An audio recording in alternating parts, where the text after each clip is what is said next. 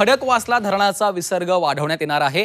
15,000 क्युसेकनं विसर्ग वाढवला जाईल। संध्याकाळी 6 वाजता विसर्ग वाढवण्यात येणार असल्याचं कळतंय। 40,000 क्युसेक केला जाणार आहे। मुठा नदीकाठच्या गावांना सतर्कतेचा इशारा देण्यात आलेला आहे। या घडीची ही महत्त्वाची बातमी आपण पाहतोय।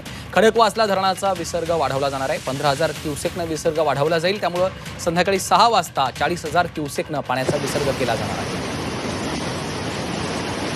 अरुण मेहत्रे आमचे प्रतिनिधी सध्या फोनलाईनवरून आपल्या सोबत आहेत। अरुण, खडकवासला धरणाचा विसर्ग वाढवला जाणार आहे, काय अपडेट्स आहेत? आज सकाळी देखील खडकवासला धरणाचा विसर्ग हा 35,000 क्युसेक्स वेगाने सुरू होता। त्यानंतर त्याच्यामध्ये हे काहीशी घट करण्यात आली। आपल्याला माहिती आहे की 35,000 क्युसेक्स पाणी सोडल्यानंतर पुण्याच्या मुठा नदी काठच्या अनेक वस्त्या ह्या पाण्याखाली गेल्या होत्या। आता फक्त सुदैवाची किंवा चांगली बाब हीच आहे की लोकांना सतर्कतेचा इशारा आधीच देण्यात आलेला आहे।